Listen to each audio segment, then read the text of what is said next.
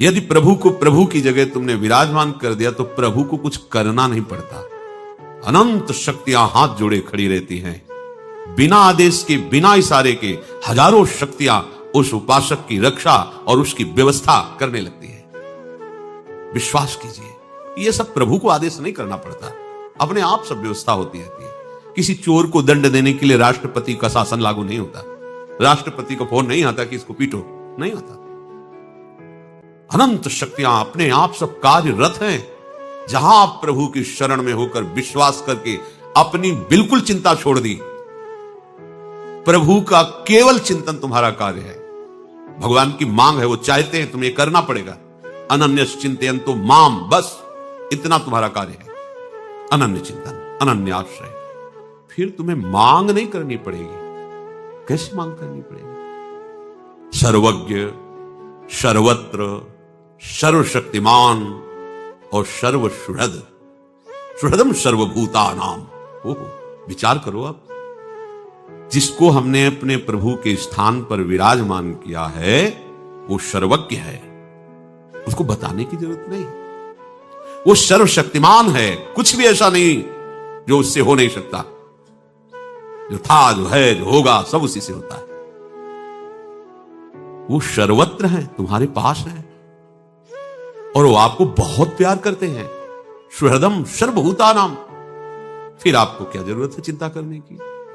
फिर आपको यह कहने की कैसे जरूरत पड़ गई कि हम आपको भोग लगा देंगे, आपका ये कर देंगे, आप हमारा काम ये कर दो? कितनी मंदबुद्धि है। ऐसे सर्व समर्थ स्वामी से काम करवाना चाहते हो? अरे ये आपका काम नहीं, उन्हीं का काम है। ये सृष्टि उन्हीं की है, उसी सृष्टि में तुम भी एक हो, वो सब कुछ देख रहे हैं। तुम जो गलती कर रहे हो, अभिमान कर रहे हो, कर्तृत्व भोक्तृत्व भाव रख रहे हो, यही तुम्हारी समस्या है। इस समस्या से उठो। एक आदमी ट्रेन के डिब्बे में दौड़ रहा था, इधर से उधर, इधर से उधर। एक बैठा विवेकी पुरुष देखा, अरे भाई क्यों दौड़ रहे हो? बोले हमें अमुक स्टेशन जाना है। अरे बोले तू बैठ जा, ट्रेन चल रही है, तू तो आराम से बैठ जा।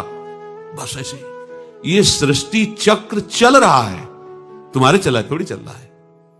काल चक्र घुमा रहा पूरी सृष्टि को, उसी में तुम घूम रहे हो। अब तुम घूमना बंद करो, पिस जाओगे इस घूमने में। बैठ जा आश्रय लेकर प्रभु का। जो प्रभु आज्ञा कर रहे हैं वैसी चेष्टा उन्हीं के बल से करो। कोई भी चाह प्रभु से मत करो। वो सब जान रहे, बिना मांगे अन मांगे आगे आवेगो, जीव पल लागे पल को। श्री स्वामी हरिदास जी महाराज कह रहे, तुम्हें तो केवल हरि भज छाणी न मान नरतन को, मति बंछे रे तिल तिल धन को, अन मांगे आगे आवेगो, जीव पल लागे पल को। हरि प्रतिपल तुम्हें केवल भजन करना है। भजन करने वाले के जीवन में प्रभु की कृपा कवच बनकर के उपस्थित हो जाती है। कोई उसे बाधा नहीं पहुंचा सकता, किसी भी तरह की, आंतरिक न बाह्य। और प्रभु की कृपा कामधेनु बनकर के उसके पास रहती है। जहां जो आवश्यकता होती है वो बहुतायत, जिधर देखो बहुतायत, क्योंकि साक्षात भगवत कृपा वहां विराजमान है। इसे आप ऐसा ना कहें कि ये तो किसी महापुरुष के पास होती होगी, नहीं। भगवान के वचन की सत्यता है, और वो कह रहे सब पर मोरी बराबर दाया। लो प्रभु कह रहे, मानो ना ये बात, सब पर मोरी बराबर दाया। मैं सबको प्यार करता हूं, बराबर प्यार करता हूं, तो मेरे को समझ में क्यों नहीं आ रहा? क्योंकि दया का उल्टा करो तो याद। तुम प्रभु को अपनी याद में नहीं बसाए, संसार को बसाए हो, इसलिए उनकी दया को तुम नहीं समझ पा रहे। तुम याद में हो तो उनकी दया का प्रतिपल तुम्हें अनुभव होगा। उपासक, ये श्लोक बड़ा महामहिम है जो भगवान कह रहे हैं। जब तक ये बात नहीं आती तब तक उपासना रंग नहीं लाती। चराचर जगत मेरे भगवान का स्वरूप है। जैसे हम अपने शरीर के सुख दुख का अनुभव करते हैं, ऐसे सामने आए हुए जो भी व्यक्ति, पशु पक्षी, कोई भी, किसी को भी कष्ट है तो हम अगर कर सकते हैं, हमारे में है, तो हम उसकी उस दुख दूर करने की चेष्टा करेंगे, उसको सुख पहुंचाने की भावना में रहेंगे। पर यह तभी हो सकता है जब हम प्रभु को लेके चलेंगे, अन्यथा नहीं कर सकते। महापुरुषों ने संकेत किया है, कहां कहां किस तरफ जा रहा, पथिक पंथ की ओर निहार, शीघ्र संभल जा लक्ष्य ठीक कर, सावधान हो चाल सुधार। कहां कहां कहां जा रहा है, किधर जा रहा है, जाना किधर है तुझे पता है, तेरा लक्ष्य क्या है तुझे पता है। कहां कहां किस तरफ जा रहा, पथिक पंथ की ओर निहार, शीघ्र संभल जा लक्ष्य ठीक कर, सावधान हो चाल सुधार। भूला मार्ग सदन निज भूला, भूला बोध रूप अविकार, भूल गया सर्वस्व सदा, प्रिय रूप नित्य सत सुख आगार। ठहर दौड़ना छोड़, देख टुक पल भर को निज ग्रह की ओर, मोह त्याग मुड़ पकड़ पंथ सुचि, सरल सुखद तज झूठा सोर। सत्वर चल चुपचाप नाम जप, देख सभी में नंद किशोर, सभी में सभी समय, मुस्काता प्यारा मुनि मंचोर। कहां जा रहे हो, तुम्हें जाना कहां है, किस तरफ तुम जा रहे हो। ऐ पथिक, ऐ उपासक, अपने पंथ की ओर चल, अपने मार्ग की ओर चल। शीघ्र संभल जा, अभी समय है, आगे तुझे समय नहीं मिलेगा। लक्ष्य ठीक कर, सावधान हो, अपनी चाल सुधार, लड़खड़ाना बंद कर, गिरना बंद कर। विषय आकर्षण से लड़खड़ा कर तो जो गिर रहा है ये ठीक नहीं है। तू भूले हुए मार्ग में क्यों जा रहा है जहां भूल भुलैया ही है। ये संसार ऐसा भूल भुलैया का मार्ग है, आज तक कोई इससे निकल नहीं पाया है। भगवान कृपा करते हैं, निकले हुए संत महात्माओं का जब संग दे देते हैं और हम उनकी आज्ञा के अनुसार चलते हैं तो इस भूल भुलैया में से बचा के वो हमें सही मार्ग, अपने घर का पता बता देते हैं। भूला मार्ग छोड़, सदन निज, अपने भवन की तरफ देख जहां तुझे जाना है।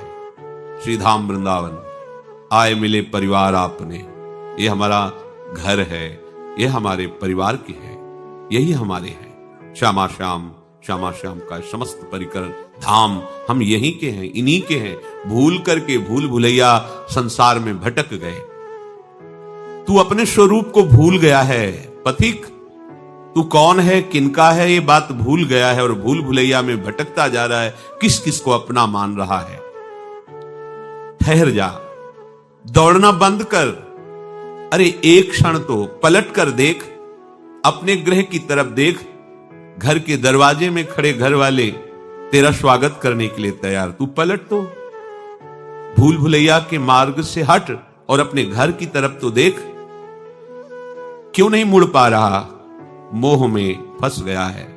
ए पत्नी पुत्र परिवार संसार का ऐसा मोह पूछो मत। अपने प्राणों को न्यौछावर करने के लिए तैयार है, मोह नहीं त्याग सकता।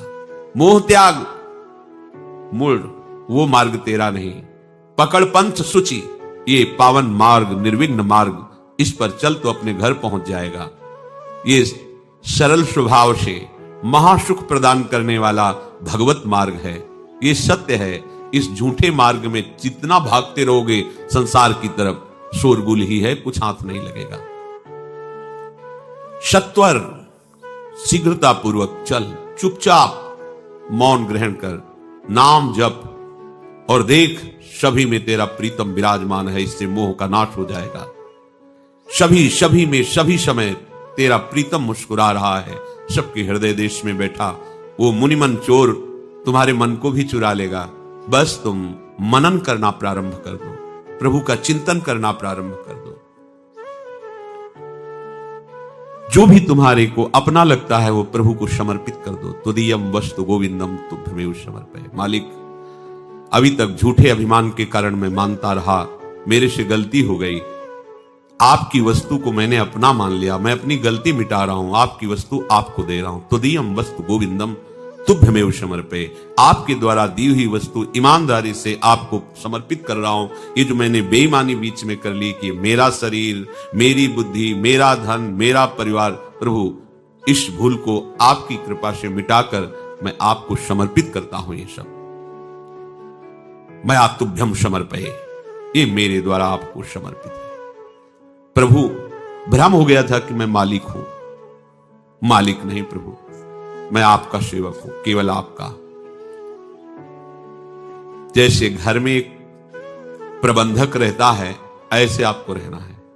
नाथ सकल संपदा तुम्हारी, मैं सेवक समेत सुत नारी। जो कुछ है ये सब आपकी सेवा की सोच है। नाथ, मैं आपका सेवक हूं। प्रबंधक, सेवक, मुनीम ईमानदारी से सेवा करता है मालिक की आज्ञा के अनुसार। वो मालिक नहीं बन बैठता। अपनी गलती को मिटाइए, अभी परमानंद की वृत्ति उदय हो जाएगी उनकी कृपा से। ये आप ऐसा नहीं, ये मन की चंचलताएं, मन की विवशताएं बहुत विचित्र हैं, नहीं सह पाओगे। सीधे समर्पित करो, उनके हाथ में डोर पकड़ा दो। वो इतने बलवान हैं कि ऐसी लगाम खींचेंगे, सही मार्ग पर घोड़े चलने लगेंगे। बहुत कृपालु हैं, बहुत, कैसे बताएं। वो सच्ची कहते हैं, जो पढ़ा था शास्त्रों में, संतों के जीवन में, वो परम सत्य है, ये वो अनुभव करा देते हैं। परम सत्य, वो कैसे कृपालु हैं, आगे चलकर आपको पता चलेगा। केवल रोते रहोगे, उनकी कृपा को रोते रहो। इतना प्यार करते हैं प्रभु। अभी लगता है वो दिखाई तो देते नहीं, कहां प्यार, कैसा प्यार। वही वो हैं, दूसरा नहीं है। वो अनुभव में आ जाएगा। बहुत सी परेशानियां जो आप बोझा ढो रहे हैं, वो इस गलती के कारण कि आप मालिक बन गए हैं। तत्काल समस्त समस्याओं से निपटने का एक उपाय है, आप अपने को मालिक मत मानिए। जो भी है प्रभु को मालिक हैं, वो मालिक, बस हैं को मानना है आपको। सच्ची मानना समस्त समस्याओं से सुलझने का एकमात्र उपाय। प्रभु को अपना वास्तविक मान लो और उनकी जगह पर किसी को मत बैठा लो। फिर हम आपसे वही प्रार्थना करते, सोचो आप प्रभु की जगह क्या आप प्रभु के लिए सुरक्षित रखे हो? नहीं। चंद रुपयों के लिए, चंद भोग सामग्री के लिए, चंद सम्मान के लिए हम अपने प्रभु को भूल जाते हैं। सम्मान को प्रभु मान लेते हैं, भोग को प्रभु मान लेते हैं, धन को प्रभु मान लेते हैं। थोड़ा सा कोई प्रगट में सहयोग कर दे, उसको हम प्रभु से ज्यादा मान लेते हैं। प्रभु के लिए केवल प्रभु, बस। प्रभु माने तो स्वामी, स्वामी के स्थान पर केवल प्रियालाल, दूसरा नहीं। हमारी स्थिति अभी नहीं बन पा रही। पकड़ो सत्संग में इस बात को, प्रभु के समान कोई नहीं हो सकता, तो उनसे बढ़कर कौन हो सकता है? हम कैसे सेवक हैं, प्रभु को छोड़ देते हैं, विषय को स्वीकार कर लेते हैं। भूल गए प्रभु को तो बढ़कर हुआ ना विषय, भूल गए प्रभु को तो बढ़कर हुआ ना धन, भूल गए प्रभु को तो बढ़कर हुआ ना अभिमान, सम्मान। सिर्फ आपको संभालने का कार्य दिया गया है, आपके स्वामी प्रभु ही हैं, ये स्वीकार करना है। ईमानदारी तुम्हारी यही रहेगी कि सब सामग्री सेवा की है और तुम सेवक हो। जिस समय तुम्हारा कहीं भी अपनापन नहीं रहेगा, मालिकपन नहीं रहेगा, उस समय तुम्हें कृपा का अनुभव होना शुरू हो जाएगा। कैसे प्रभु दुलार कर रहे हैं, कैसे संभाल रहे हैं। अभी बेईमानी है इसलिए ठीक समझ में नहीं आ रहा। तुम्हारे पास कुछ तुम्हारा ना बचे तुम्हारे हृदय में, इसका भाव समझिएगा। तुम्हारे पास कुछ तुम्हारा ना बचे तुम्हारे हृदय में। हृदय में जब खोजो तो तुमको लेकर के और तुम्हारे को लेकर कुछ नहीं बचना चाहिए। ये तो सब प्रिया जो का है, मेरा क्या, मेरी तो सिर्फ प्रिया जो है। अब आपकी जो आनंदमयी वृत्ति उठे, इसीलिए आनंदमयी वृत्ति नहीं उठ रही सब भगवत कार्य करते हुए भी, देख लो आप, क्योंकि आप भगवत कार्य करने वाले हैं, आपके पास सब है। वो अभी बात नहीं, वो जो बात अध्यात्म की ऊंचाई पर पहुंचाती है, तो आप अपने हृदय में खोज कर देखिए, प्रभु के सिवा कोई नहीं होना चाहिए, ना मेरा ना मैं। बोले तो बहुत बड़ी बात है, इससे भी बड़ी बात है नाम। जब नाम को स्वीकार कर लिया तो नाम के आगे ये सब छोटी बात है। जब प्रभु आ जाते हैं, प्रभु की सारी महिमा प्रकाशित हो जाती है, तो और क्या बात है। अभी आप समझ नहीं पा रहे, ये जो नाम है ना, बहुत बड़ी सामर्थ, आप समझिए। ये नाम के प्रति जो आपकी महत्व बुद्धि नहीं हुई, इसीलिए रोना धोना है कि अरे हम ऐसा नहीं कर पा रहे। हमको समझ तो आती है पर हम चल नहीं पाते, क्योंकि हम माया में फंसे हुए हैं। महापुरुष जन कहते हैं, साधन नाम सम नहीं आन, साधन नाम सम नहीं आन, जपत शिव शनकादि सारद, नारदादि सुजान, साधन नाम सम नहीं आन। ज्ञान समुद्र, वैराग्य की मूर्तिमान स्थिति भगवान शिव में हर समय विराजमान रहती है। उनके जैसा बैरागी कौन होगा और उनके जैसा ज्ञानी कौन होगा। वंदे बोधमयम नित्यम गुरुम शंकर रूपिणम। पर वो क्या करते हैं, निरंतर नाम जपते रहते हैं। शनकादि ब्रह्म स्वरूप है, हरि शरणम निरंतर रटते रहते हैं। सबकी बुद्धि को प्रकाशित करने वाली महामहिमामयी सरस्वती जी निरंतर नाम जप करती है।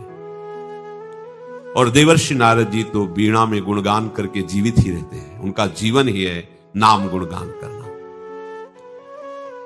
इस कलिकाल में जिसके हृदय में बात बैठ गई, समझ लो कि सब कुछ पा गया।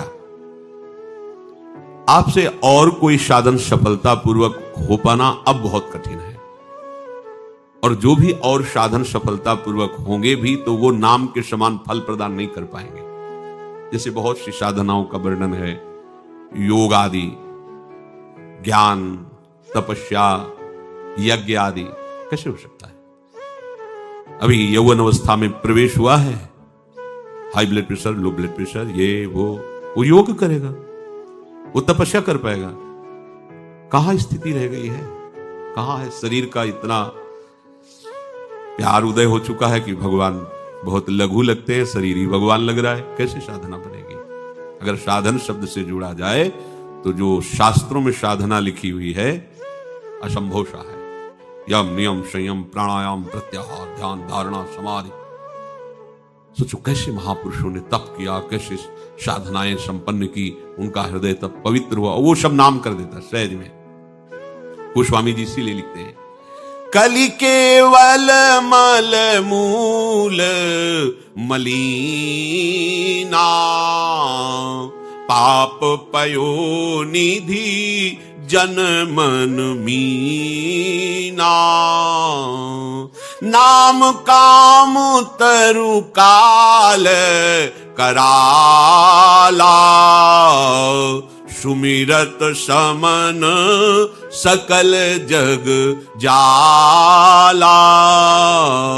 नहीं कलि करम न भगति विवेकु, राम नाम अवलंबन एकु।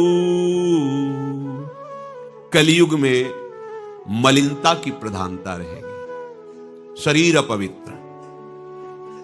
शरीर को सजाने में प्रियता है, लेकिन पवित्रता क्या है ये ज्ञान नहीं है। शौचाचार की पवित्रता का बिल्कुल ज्ञान नहीं, बस सजाने की प्रियता है। बाहर से चिकना दिखना चाहिए, लेकिन वो पवित्र है कि नहीं उसको ज्ञान नहीं है। बिल्कुल पता ही नहीं शौचाचार का, पशुवत आचरण है, देखने को मिलते हैं। खड़े खड़े लघु शंका कर रहे हैं, मुंह में बीड़ी ऐसे, वही जनेंद्री को छुआ ऐसे कर, ना हाथ धोना, ना आचमन करना, ना पैर धोना, बिल्कुल पशुता का आचरण है। भला पवित्र शरीर है तो मन तुम्हारा पवित्र कैसे हो सकता है? तुम्हारे आचरण अपवित्र है, तुम्हारा शरीर अपवित्र है। शौच गए वैसे ही, जैसे हाथ धोया उससे साबुन बस ऐसे निकल पड़े, कपड़ा वैसे सब अपवित्र, पूरे घर में वो पूरा घर अपवित्र। तो समझते हैं कि हम बहुत स्वच्छ, बहुत वीआईपी है। वीआईपी का मतलब बहुत अपवित्र हैं, उनको एक ज्ञान नहीं है, और एक रंग चढ़ा है नए समय में, जूता मोजा पहनकर भोजन पा रहे हैं। देखो कैसी, अरे साधारण आदमी जिसको कोई शास्त्र से मतलब नहीं, किसान आदमी जो हाथ पैर धो करके पीढ़ा पे बैठ करके भोजन पाने जाए, इतनी पवित्रता तो हमने गांव में देखी है। बिल्कुल शास्त्र नहीं जानते, कुछ नहीं, पर भोजन पाना है तो हाथ पैर धोए और लकड़ी के पीढ़ा में बैठ के और जय भगवान हाथ जोड़ करके जमीन पर बैठ के भोजन पाए। आज चाहे वो चमड़े का जूता हो, चाहे ध्यान रखना, चमड़े की बेल्ट पहनने वाला और चमड़े की जूता पहनने वाले को गौ हत्या का पाप लगता है। अगर वो इन पशुओं से जो चमड़े निकाल कर निर्माण किया जाता है, जूता बेल्ट आदि, ये जो गृहस्थी जन इनका प्रयोग करते हैं तो उसे गौ हत्या का दंड मिलता है, क्योंकि आप पहनते हैं, उसमें आप सहयोगी हुए, आप उसको प्रोत्साहन बढ़ा रहे हैं गौ हत्या का। ये अब वही सब पहने, वही शौच में कपड़े पहने हैं, वही भोजन में कपड़े पहने हैं, साधना होगी, पवित्रता ही नहीं जानते हैं। लघु शंका करने के बाद यदि आपने जनेंद्री का प्रक्षालन नहीं किया, हाथ नहीं धोया, चरण नहीं धोए, आचमन नहीं किया, तो आप तो अपवित्र हैं। अरे लघु शंका की क्या है, शौच होने के बाद नहीं, विचार बिल्कुल शून्य हो गया है, बस शरीर आराम, पशु की तरह शरीर आराम। क्या शरीर आराम रहेगा? जब तुम्हारा शरीर अपवित्र है तो आचरण अपवित्र होंगे तो पाप बनेगा, पाप से तुम्हें शरीर को दुख भोगना पड़ेगा। बिल्कुल समझ खत्म होती चली जा रही। कल केवल मल मूल मलिना, ये नाना प्रकार के पापाचरणों की जो हमारी प्रवृत्ति बढ़ती जा रही है उसका कारण है खान पान अपवित्र, शरीर अपवित्र। हमने देखा है, वो आपको मजाक सा लगेगा, भोजन पाने के समय घर के जितने भी वयस्क जन होते थे, जब कच्चा भोजन पाया जाता था तो ऊपर के वस्त्र उतार देते थे, एक धोती नीचे पहने हुए ऐसे पाते देखा। बाद में बेचारा कितनी पवित्रता, क्योंकि वो कपड़े पहनकर बाहर कार्य और ऐसे जल लेकर के ऐसे आचमन कर हाथ जोड़कर थोड़ी देर, किसान आदमी, वो कोई साधु महात्मा नहीं, कोई वैष्णव नहीं, किसान आदमी की बात कर रहे हैं। हाथ में जय बोल करके प्रभु की फिर प्रसाद पाए, जय हो भगवान आपकी। आज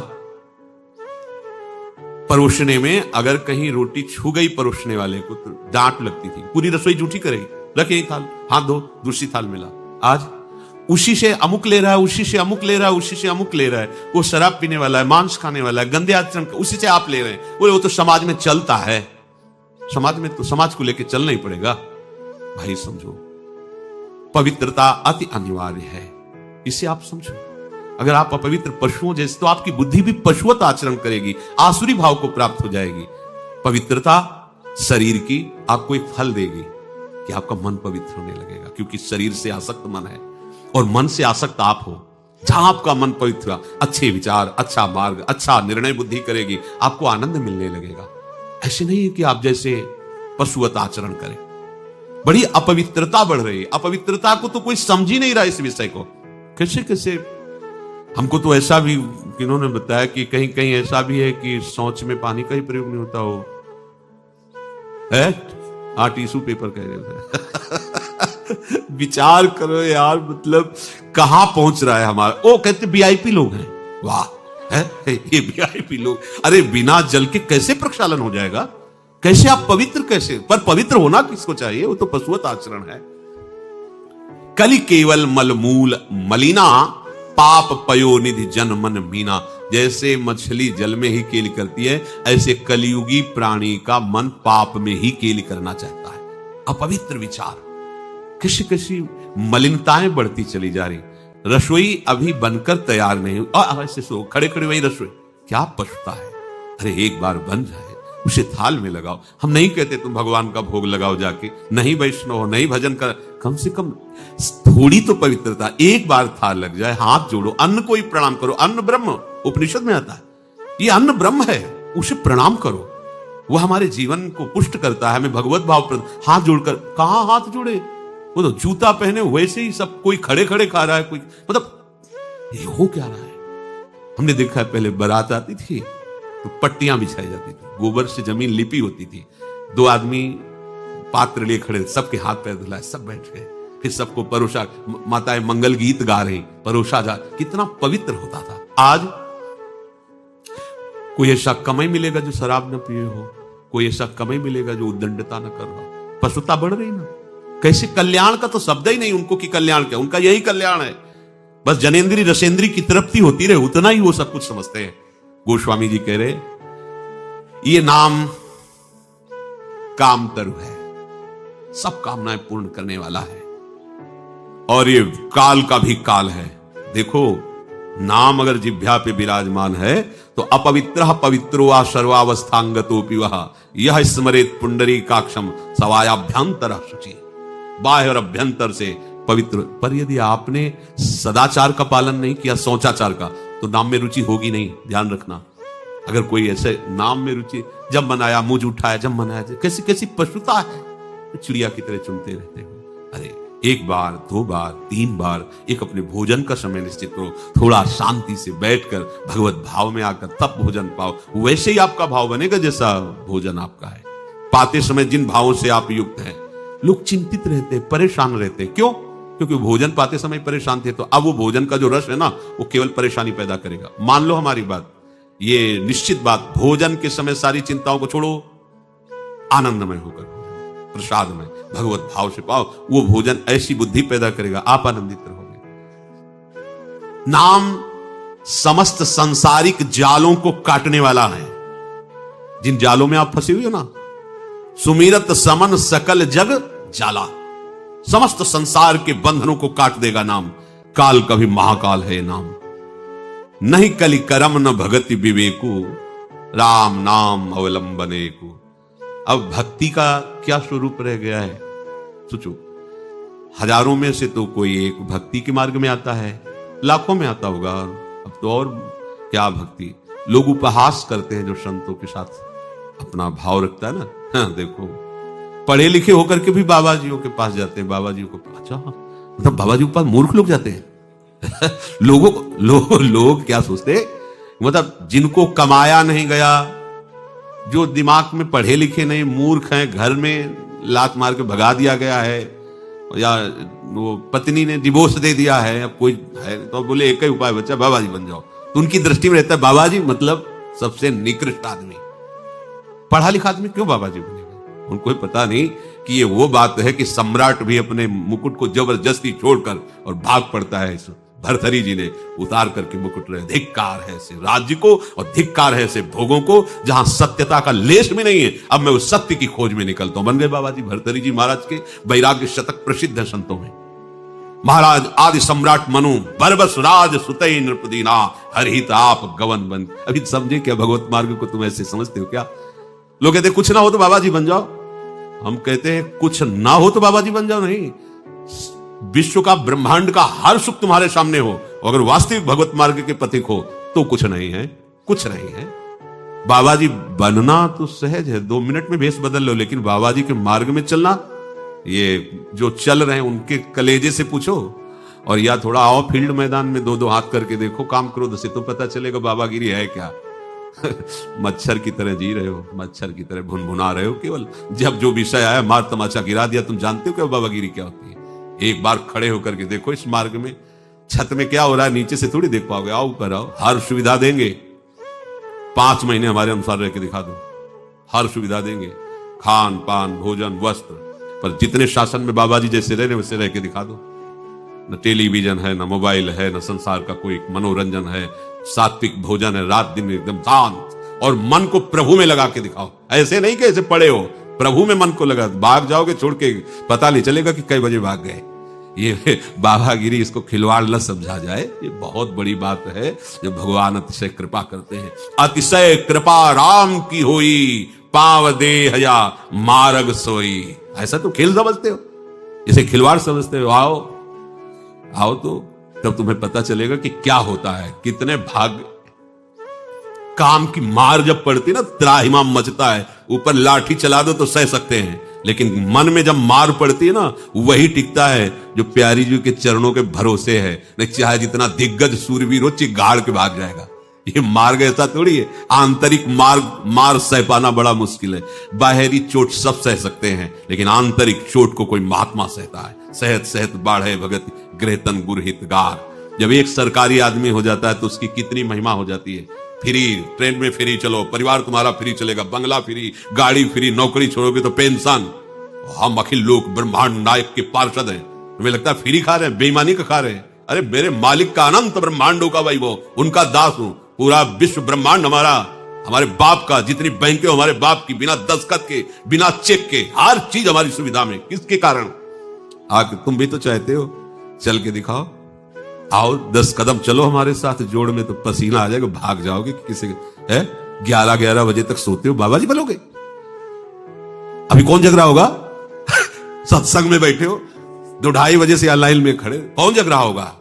वही जग रहा है जो जग रहा है, जो परमार्थ में जग रहा है, वही जग रहा है। नहीं अब 10-11 बजे, हमें तो 10-11 बजे सो के उठना दिन में होता है। बोलो सारी की सारी दिनचर्या होके विश्राम का जब समय आता है कि चलो थोड़ा, उस समय वो जग रहे होते हैं। बाबा जी बोलो, केवल कहने का है। तो गोस्वामी जी कह रहे, कली केवल मल मूल मलीना, पाप पयोनिधि जन मन मीना। क्या उपाय है? नहीं कली करम न भगति विवेकु, राम नाम अवलंबन एकू। एकमात्र उपाय है कलयुग केवल नाम आधारा। यहां कह रहे, साधन नाम सम नहीं आन। नाम के समान कोई और साधना नहीं। नाम के बल मिटत भीषण अशुभ भाग्य विधान। नाम बल मानव लहत सुख, सहज मन अनुमान। साधन नाम सम नहीं आन। नाम का जो आश्रय ले लेते हैं, नाम का रटन करते हैं, तो भीषण अशुभ भाग्य विधान को नाम नष्ट कर देता है, पक्का। आप चाहो या ना चाहो, हमारे भाग्य में कहीं ब्रह्मा जी ने नहीं लिखा था कि वृंदावन वास करेंगे। हमारे भाग्य में कहीं भी गोरे चरणारविंद नहीं लिखे थे। हमारे भाग्य में प्रिया प्रीतम की सेवा नहीं लिखी थी। ये लिखा है नए ढंग से हमारे प्रारब्ध को गुरु प्रदत्त नाम और मंत्र ने हमारे भाग्य के ऊपर ऐसे पोछा लगा दिया और नया रचना की। ये नई रचना है, हमारी कुंडली में नहीं है। निकलवा लो जाके, आप अपनी कुंडली निकलवा लो, जीव के आचार्य से जचवा लो कि कुंडली में कहीं वृंदावन वास लिखा है, प्रिया प्रीतम लिखे हैं कि हम उनकी दासी बनेंगे, उनकी सहचरी बनेंगे, उनकी सेवा में। कहीं नहीं लिखा है। ये तो अगर लिखा नहीं तो फिर हम भाग्यवान कैसे बने? ये देखो, नाम के बल मिटत भीषण अशुभ भाग्य विधान। मेट दिया, नाम ने नए भाग्य की रचना कर दी। ये कथा नहीं है, ये जीवन है। जीवन मान लीजिए आप, जीवन तुम्हें कैसे होता है? जाने मोरी छाती, आप चलो, चुपचाप चलो, मान लो। किसी ने कहा भगवान तो हमें दिखाई नहीं देते हैं।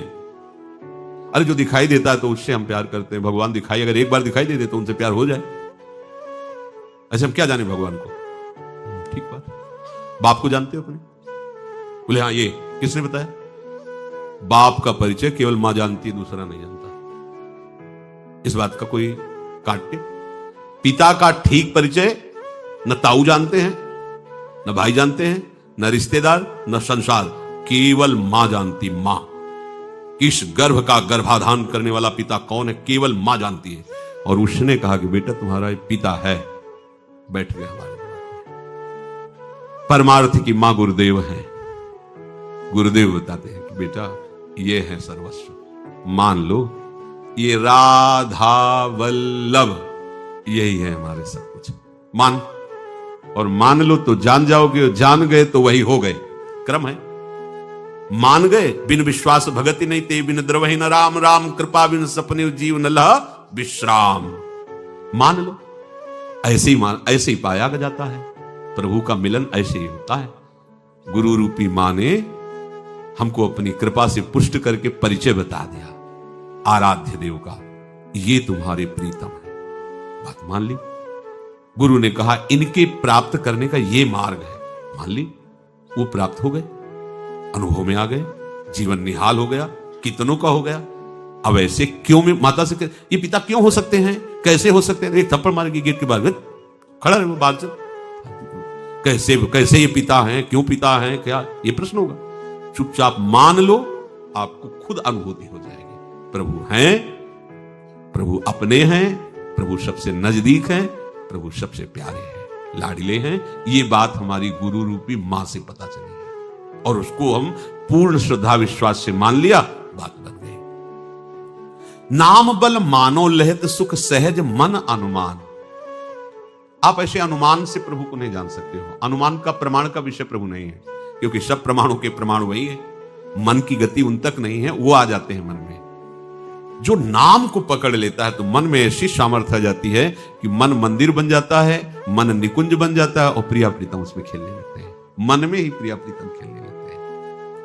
नाम टेरत टरत दारुण विपति शोक महान, आर्त करी नर नारी ध्रुव सब रहे सुचि सहेदान, साधन नाम सम नहीं आन। नाम का उच्चारण, नाम का रटन दारुण विपत्ति, दारुण शोक, दारुण दरिद्रता का नाश कर देती। विश्वास मानिए। तो जैसे यहां जज ने कानून से अपराध करने वाले को दंड दे दिया, जाओ तुम्हें फांसी की सजा, राष्ट्रपति का अधिकार है, वो पूरा माफ कर सकता है। ऐसे ही राष्ट्रपति हैं भगवान श्री हरि। अहम त्वाम सर्वपापेभ्यो मोक्षयिष्यामि मा शुचा। अगर शुभ अशुभ कर्मों से बचना चाहते हो तो एकमात्र उपाय भगवान की शरण में होकर नाम जप करो, अन्यथा अवश्यमेव भोक्तव्यम कृतं कर्म शुभाशुभम। सुमति जी अपने पिताजी को बता रही है। यमदूत ने कहा महाराज, मृत्यु लोक में मनुष्य जो पुण्य और पाप करता है बारी बारी से उसे भोगना पड़ता है। बहुत ध्यान से सुनोगे तो आपको बड़ी सावधानी प्राप्त हो जाएगी। जो छोटी मोटी गलतियां आप हंसी खेल में करते हैं वो भी आपको दंड भोगना पड़ेगा। ये पाप और पुण्य बिना भोगे नष्ट नहीं होते कि आपने पाप कर दिया और दान दे दिया तो वो पाप कट गया, ऐसा नहीं है। पुण्य का अलग विभाग होगा, पाप का अलग विभाग होगा। अगर काट सकते हैं तो सिर्फ भगवान काट सकते हैं। भगवान का भजन काट सकता है, दूसरा नहीं। लाखों जन्मों में जो तुमने पाप और पुण्य किया है, जो एकत्रित है, उसका नाम है संचित कर्म। संचित पाप और पुण्य, और उससे जब मनुष्य शरीर मिलता है या जो शरीर मिलता है उससे जो हिसाब निकाल करके कुछ पुण्य और कुछ पाप, उसे प्रारब्ध भोग कहते हैं। फिर यहां कर जो नवीन कर्म किया जाता है उसे क्रियमाण कहते हैं। मनुष्यों के लिए जो उनका जमा हुआ पाप और पुण्य है वो अंकुरित होकर बढ़ता रहता है, ब्याज दर ब्याज। बहुत दुर्गति होती है, इसीलिए बहुत जन्म हम भोगे तो भी अपने संचित कर्म को नहीं भोग सकते। जैसे बीज मिट्टी और जल की आकांक्षा करता है तभी वो उत्तम वृक्ष रूप धारण करता है, ऐसे ही पाप और पुण्य उसे प्रेरित करके पुनः पाप करवाता है, प्रेरित करके पुण्य पुनः पुण्य करवाता है। अगर पाप कर्म में रहती है तो पाप पर पाप, पाप पर पाप, और ये एकत्रित होकर वृक्ष रूप होकर समय स्थान वो निश्चित करेगा। पाप तुम्हें कहां दंड देना है। समय स्थान, बुरी दशा आने के पहले बुद्धि बदली जाती है, उसकी बुद्धि बदल दी गई। आप ना वही आप पर ताई तहां ले जाए, वो वहीं ले जाएगा, उसी स्थान पर मारा जाएगा, उसी स्थान पर जो दंड उसे मिलना मिलेगा। जैसे आपने छोटा पाप किया तो आपके चलते समय पैर में कांटा चुभेगा और दुख होगा। कांटा निकाला गया, थोड़ी दिन वहां दर्द रहा, खत्म हो गया, आपका पाप क्षय हो गया। छोटा पाप, कोई आगे बताया जाएगा कौन कौन से पाप से कैसे कैसे दंड मिलते हैं। अब अगर आपसे थोड़ा बड़ा पाप बना है तो वही पैर में लोहे की कील बनकर चुभेगा, कांटे की जगह लोहे की कील, अधिक दुख होगा। और बड़ा पाप बना है तो खजूर का कांटा, बड़ा कील, ऐसे आपके पैर में चुभ। बिना पाप कर्म के कहीं भी किसी को कोई भी दुख नहीं हो सकता।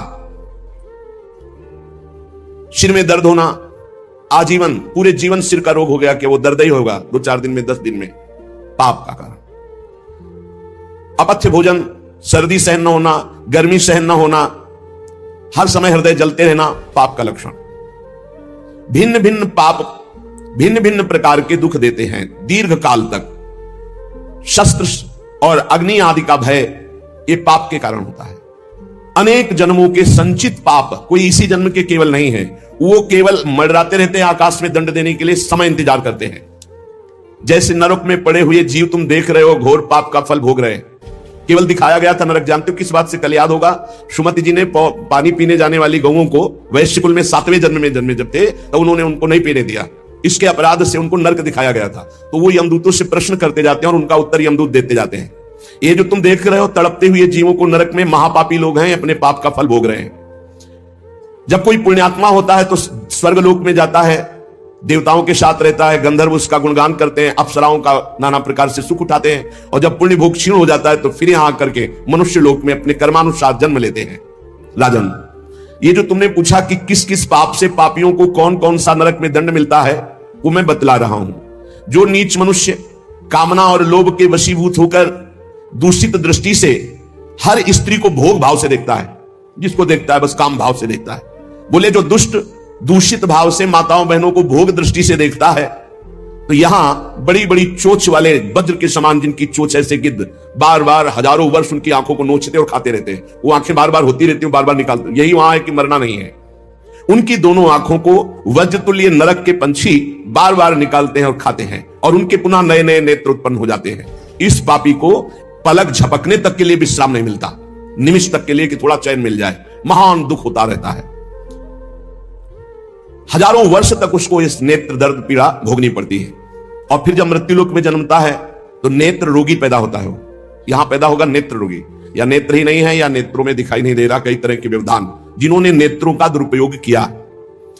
अब जिन लोगों ने, जिनको तुम देख रहे हो इनकी जबान काटी जाती, बार बार जबान नोची जाती है, ये वही लोग हैं जो शास्त्र का गलत उपदेश किए हैं, गलत अर्थ किए हैं, अपनी वासना की पूर्ति के लिए शास्त्र का गलत प्रयोग किए हैं, जो किसी को गलत सलाह दी है, तो इनकी जबान बार बार छोटे छोटे हिस्से में तलवार से काटी जाती है। शास्त्र का उल्टा अर्थ बताया, उसकी जबान को वहां हजारों वर्ष काटा जाता है। खिलवाड़ नहीं, प्रश्न उत्तर कर देना। अगर आपका उत्तर गलत है तो आप नरक जाएंगे। प्रश्नकर्ता तो आप पर श्रद्धा करके पूछ रहा है, और आपने मनमानी उत्तर दे दिया और वैसा आचरण कर दिया तो उसको पाप नहीं लगेगा, पाप आपको लगेगा क्योंकि आपने आदेश किया है और आपकी दुर्गति हो जाएगी। इसीलिए अनाधिकारी को जब जनक जी महाराज विदेह राज ने पूछा, निमि जी ने नवयोगेश्वरों से कि मैंने यही प्रश्न कर्म के विषय में सनकादि से पूछा था, वो मौन थे, कोई उत्तर नहीं दिया, क्यों? तो बोले उस समय आपका ज्ञान जागृत नहीं हुआ था, आप उस समय अनाधिकारी थे, कर्म का बड़ा सूक्ष्म विषय होता है, इसीलिए मौन थे। ऐसा नहीं कि हर प्रश्न का उत्तर फटाक से दे दे, और वो गलत है अगर उत्तर तो शास्त्र सम्मत नहीं है तो उत्तर देने वाले को नरक का दंड मिलेगा, उसकी जबान हजारों वर्ष वहां काटी जाएगी।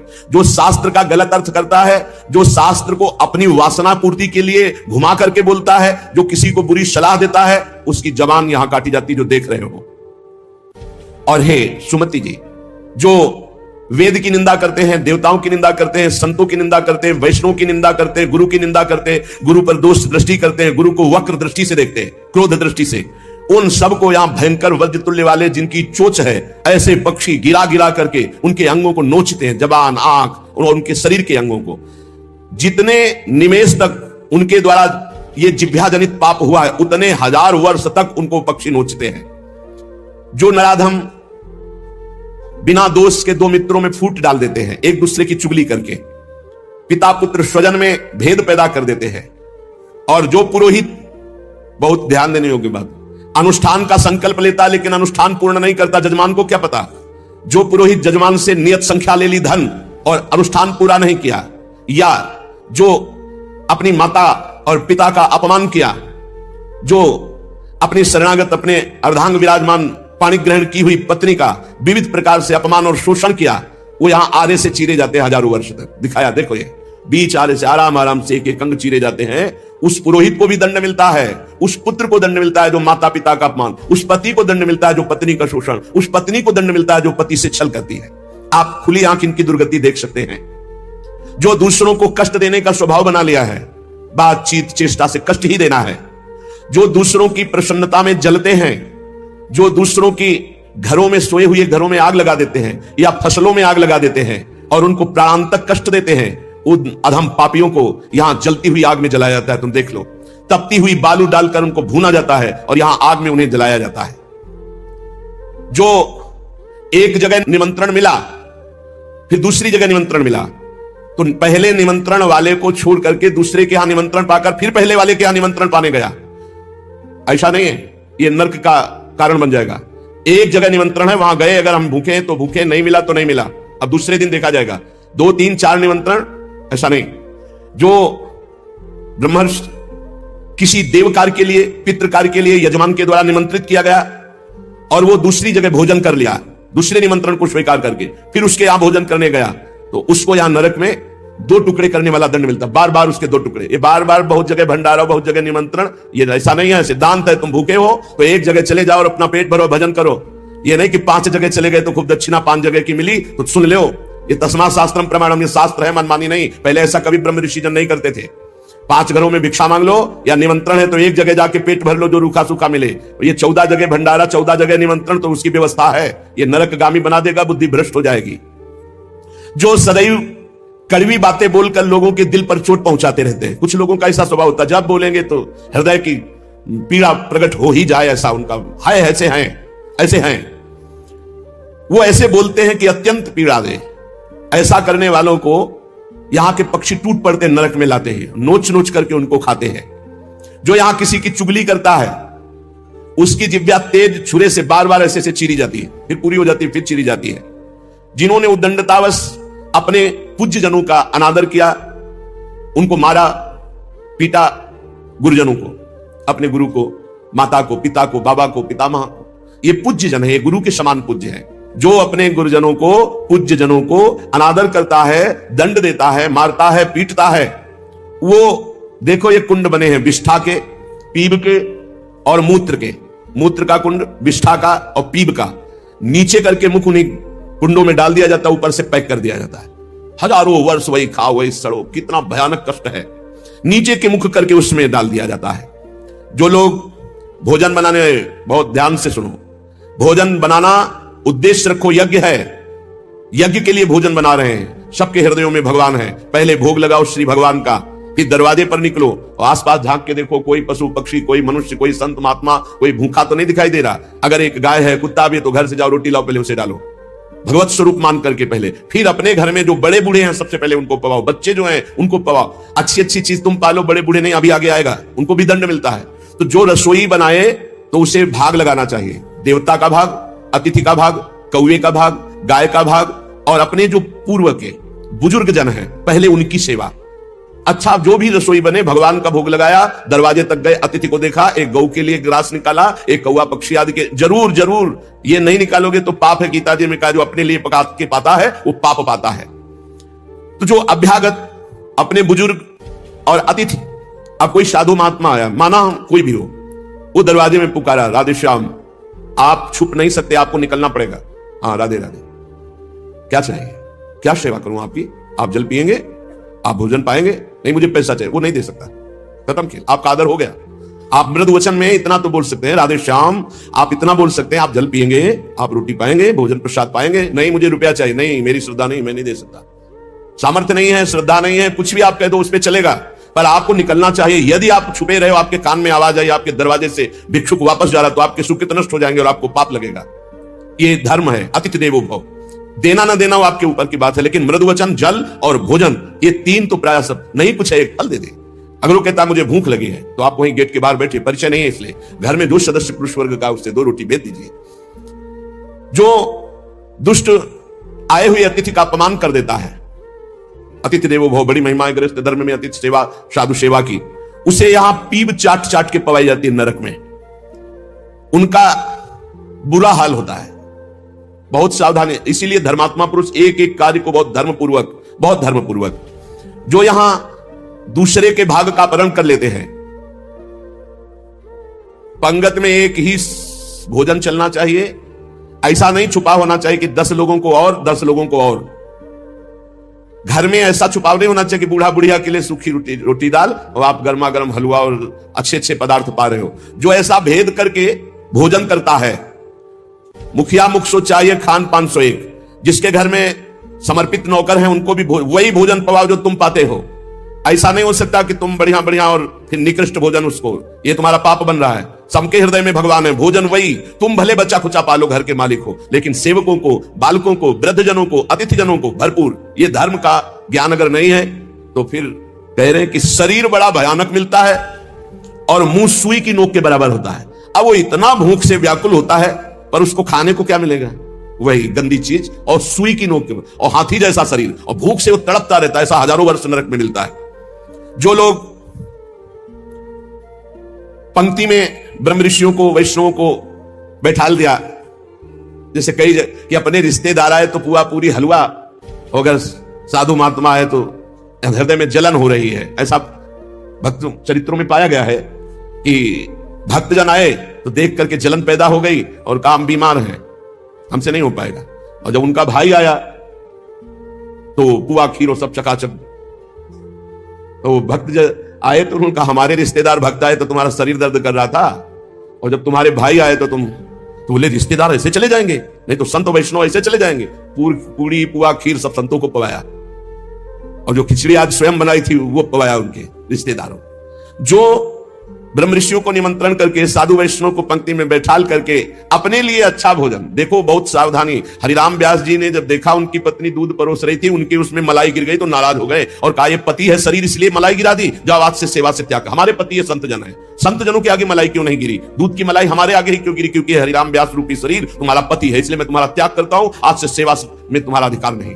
यद्यपि उनका ऐसा भाव नहीं, लेकिन कितने इसीलिए सावधान। अब अपने घर वालों के लिए अच्छे लिए और संत महात्मा वैष्णव अतिथि के, तो बोले उसे दंड मिलता है, नरक में लाकर के उसे विविध प्रकार से सताया जाता है।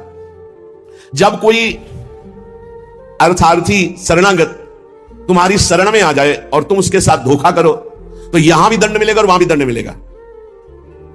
एक पूज्य भाई जी से हनुमान प्रसाद पोद्दार जी ने घटना लिखी, मैं नाम खोल करके नहीं कहूंगा क्योंकि उनके पारिवारिक जनों को दुख होगा। मेरे परिचय के थे भाई जी महाराज के, मेरे परिचय के थे, गांव भी लिखा है, गांव का नाम भी लिखा है कि वो मेरे परिचय के थे और दो भाई थे। उनमें से किसानी का कार्य होता था। किसानी के बहुत पुरानी घटना नहीं है भाई जी महाराज कह रहे, कुछ वर्ष की है, यह अक्षरशः सत्य है। ये कोई हम कथा नहीं कह रहे, हम जानबूझ करके पता नहीं दे रहे। मुझे जिला गांव सब पता है। वो कृषि कार्य करते थे, गृहस्थी का कार्य किसानी से पूरा होता था।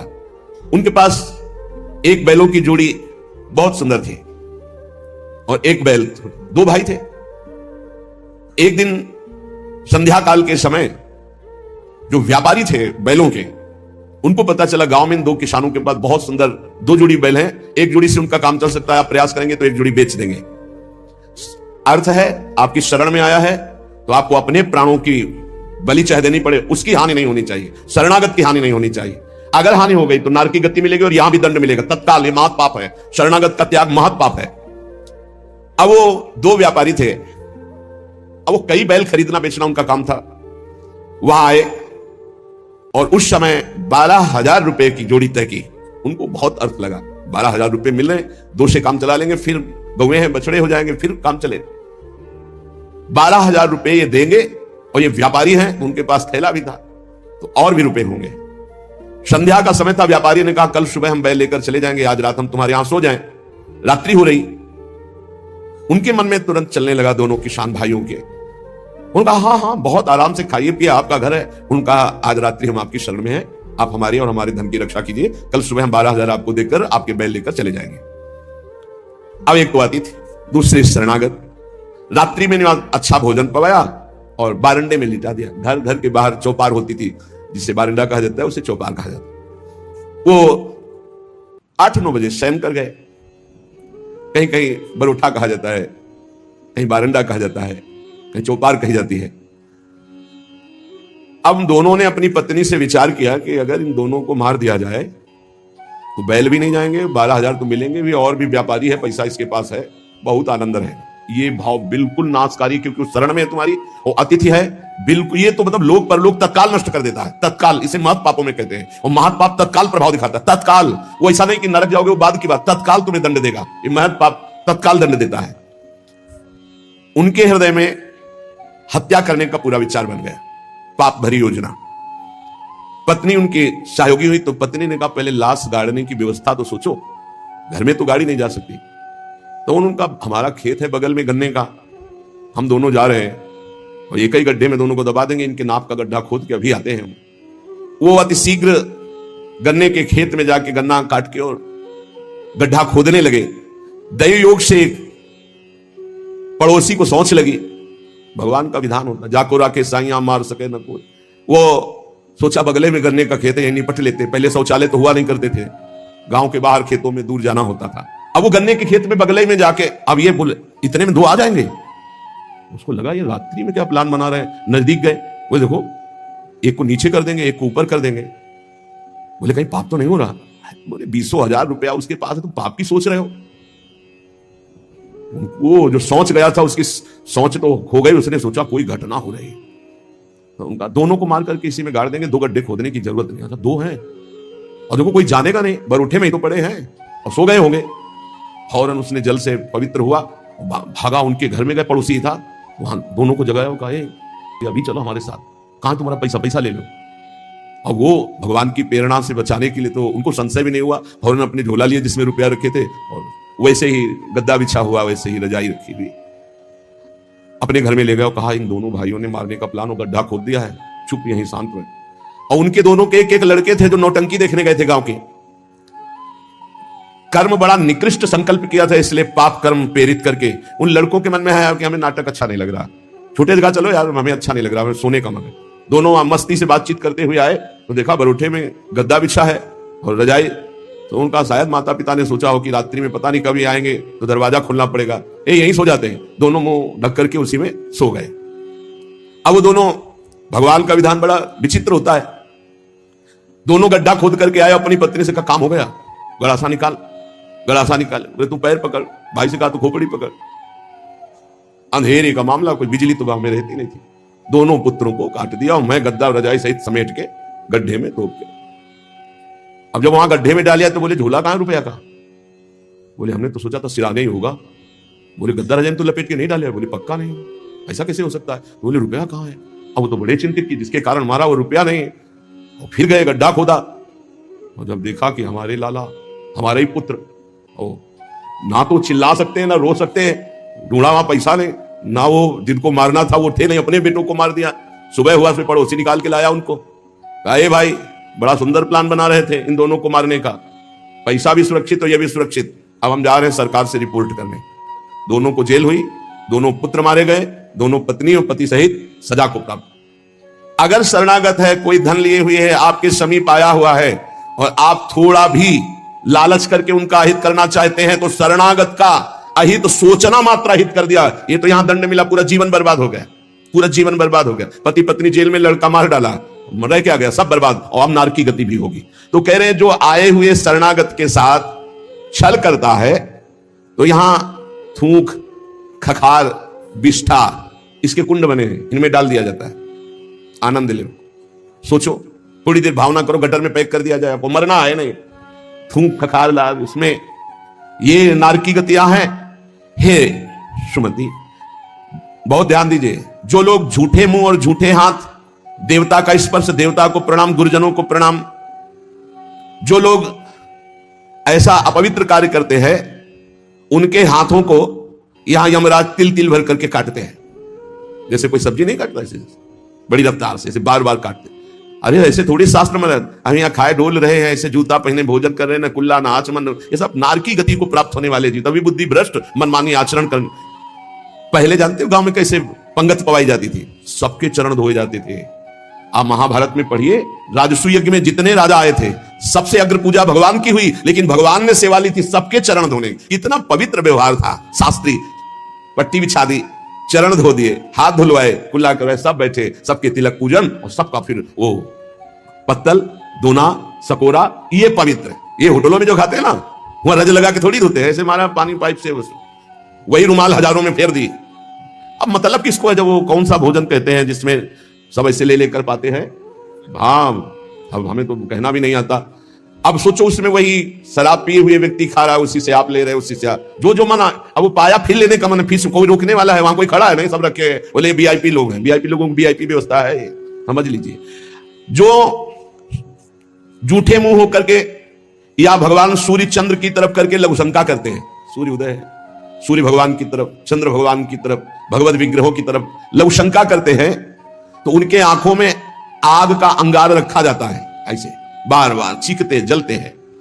जो जेठ होकर अपने लघु भ्राता की पत्नी के साथ गलत, पिता होकर अपनी पुत्री के साथ, भाई होकर अपनी बहन के साथ, या गुरु पत्नी के, ऐसे लोगों को तपाई हुई लोहे की स्त्री के साथ बेड़ियों से, लोहे की ऐसे जंजीरों से जो जलती हुई, उसी में जकड़ दिया जाता है।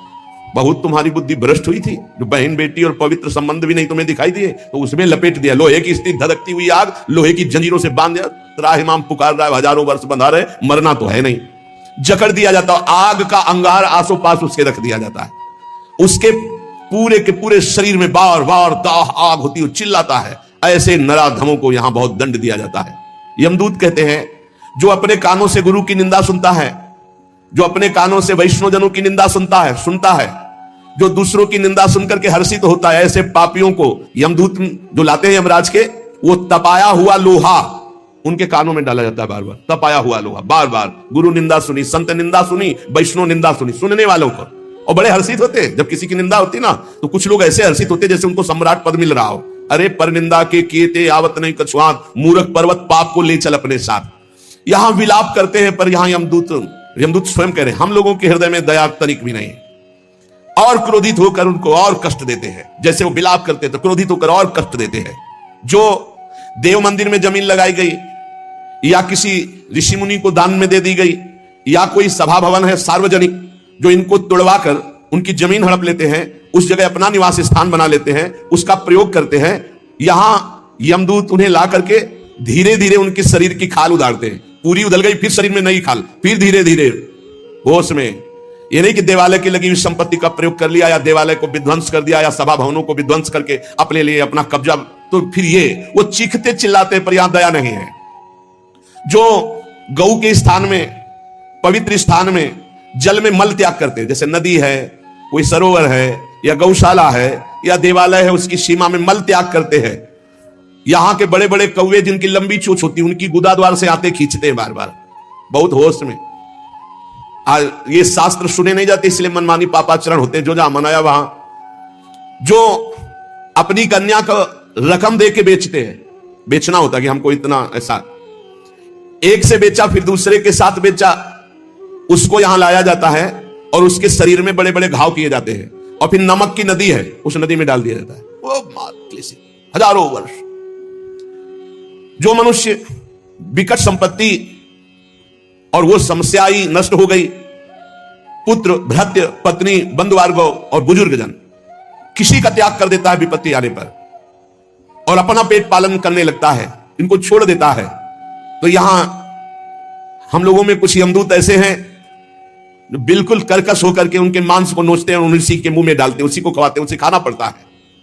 जो मनुष्य अपने पुण्यों को यहां बेच देते हैं, उनकी बड़ी दुर्गति होती है। जैसे 1 घंटा नाम कीर्तन करेंगे, 500 रुपया लेंगे, अमुक कार्य करेंगे, अमुक रुपया लेंगे। जो अपने पुण्यों को बेच देते हैं, कई तरह से बेचना होता है, और उनकी व्याख्या कहां तक करें। जो अपने पुण्य कार्यों का दाम लेते हैं, बेच देते हैं, वो पापी हैं, और उनको यहां चक्कियों में डाल के नरक में पीसा जाता है, जैसे आटा पीसा जाता है।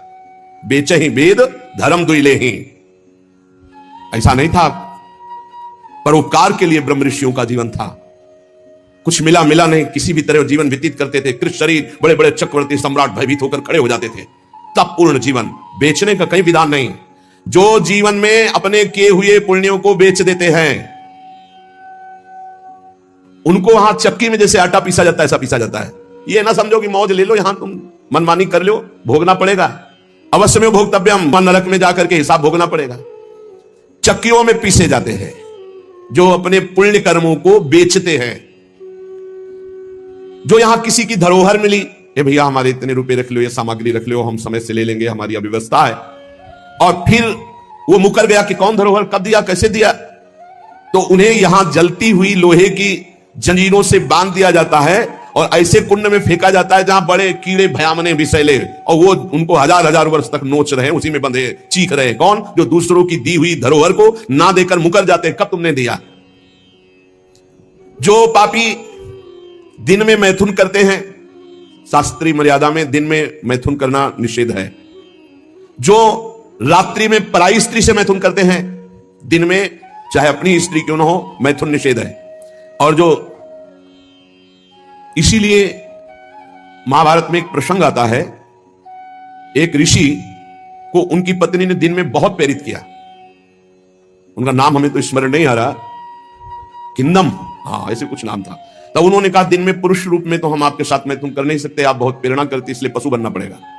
तो आप भी अपने संकल्प से मृगी रूप धारण करें, मैं मृग रूप धारण करता हूं। ऐसा ही हुआ, मृग रूप होकर के वो सहवास कर रहे थे। इतने में ही महाराज पांडु ने देखा तो उन्होंने बाण संधान कर दिया। अब जे भी बाण लगा तो मृग रूप तो हट गया ऋषि। तब वो हाहा खाए कि मुझे नहीं पता था कि आप ऋषि है। तो उन्होंने घटना बताई थी कि मेरी पत्नी विवश थी काम से, इसलिए मुझे पशु रूप धारण करना पड़ा, क्योंकि दिन में मनुष्य रूप से मैं तो नहीं किया जा सकता। जाओ, तुमने मुझे इस स्थिति में मारा, अगर ऐसी स्थिति तुम्हारी हुई अपनी पत्नी के साथ तो तुम्हारी मृत्यु का योग हो जाएगा। मृत्यु का योग हो भी गया। तो जो दिन में अपनी स्त्री से या रात्रि में पराई स्त्री से वो यहां पापी जल लाए जाते हैं, बहुत गहरा कुंड है जो खोपड़ी के बल उसमें छोड़े जाते हैं। लोहे के बड़े बड़े नीचे कांटे लगे हुए, पूरा बिंद जाते, फिर निकाले गए, फिर फेंके। अरे भाई होश में, जैसी थरिवंश नरक गति दुर्भरियम द्वारे कटियत नक्षी के। और जो सदैव नई नई भोग प्रवृत्ति के लिए नवीन नवीन स्त्रियों को फंसाते रहते हैं और उनसे सहवास करते हैं। तो यहां एक बहुत बड़ा वृक्ष है सेमर का जैसा, और उसमें बहुत ही विषैले कांटे हैं। उस पापी को उसमें जबरदस्ती खींचा जाता है, बार बार नीचे बार बार ऊपर, करो आलिंगन। अधिक मात्रा में वो खून से लथपथ होकर जहरीले कांटे लगने से व्याकुल होकर त्राहिमाम पुकारता है। जो लोग पराई स्त्रियों को फुसलाकर उनके सतीत्व को नष्ट करते हैं, जो लोग अपने धन के घमंड में आकर गुरुजनों को नीचा दिखाते हैं, जो लोग अपने गुरुजनों के प्रति रोष दृष्टि रखते हैं, उनको यहां लाकर जैसे चटनी पीसी जाती है शिला में, ऐसे बड़ी बड़ी शिलाओं से उनको पीसा जाता है। यमदूत सुमति जी को बता रहे हैं, और वो बहुत कष्ट पाता है। ये यमलोक बड़ा दुखमय है, दिन रात यहां व्यथा ही व्यथा है। जो जल में मूत्रते हैं, कुल्ला करते हैं, थूकते हैं, विष्ठा करके सोचते हैं, बोले ऐसे लोगों को यहां थूक विष्ठा और मूत्र से भरे हुए दुर्गंध युक्त नरक के कुंडों में डाला जाता है। अरे ऐसा थोड़ी, साष्टांग दंडवत करो यमुना जी गंगा जी में और अपने घर से शौचादि क्रिया करके। यदि नहीं ऐसा तो पात्र में लो और जल पियो पहले, और फिर दूर जाकर के बहुत दूर शौचादि होकर मिट्टी से ही हाथ और सब पात्र मार्जन करके फिर आओ, फिर पात्र मार्जन करो, फिर जल लो और दूर जाकर के कुल्ला। ऐसे पवित्र जैसे गंगा किनारे भ्रमण करने वाले संत जन है तो सारी दिनचर्या गंगा जी से होती, पर बड़ी सावधानी से होती। ऐसा थोड़ी कि शौच लिया जाकर गंगा जी, ऐसा नहीं। जो इस लोक में दूसरे का मांस खाते हैं, बहुत सावधानी से, दुर्गति होती, पक्का दुर्गति होती है। मांस खाने वाले ध्यान से सुन ले, पूर्व में जो किसी भी पशु का मांस खाते हैं उनको तो पहले नरक का दंड मिलेगा, फिर वही पशु बनेंगे, वैसे काटे जाएंगे। और जो ज्यादा पशुओं का मांस काट के खाते हैं तो उनके घर में घटना भी हो जाती है, कोई ना कोई विनाशकारी घटना घटेगी। पूज्य श्री भाई जी महाराज हनुमान प्रसाद पोद्दार जी ने एक प्रसंग में बताया कि एक परिवार था जो बकरा और मुर्गी इनको घर में लाता और काट करके खाता। उनके 3 बालक थे, एक 4 महीने का था, एक 3-4 साल का था और एक 12 वर्ष का था।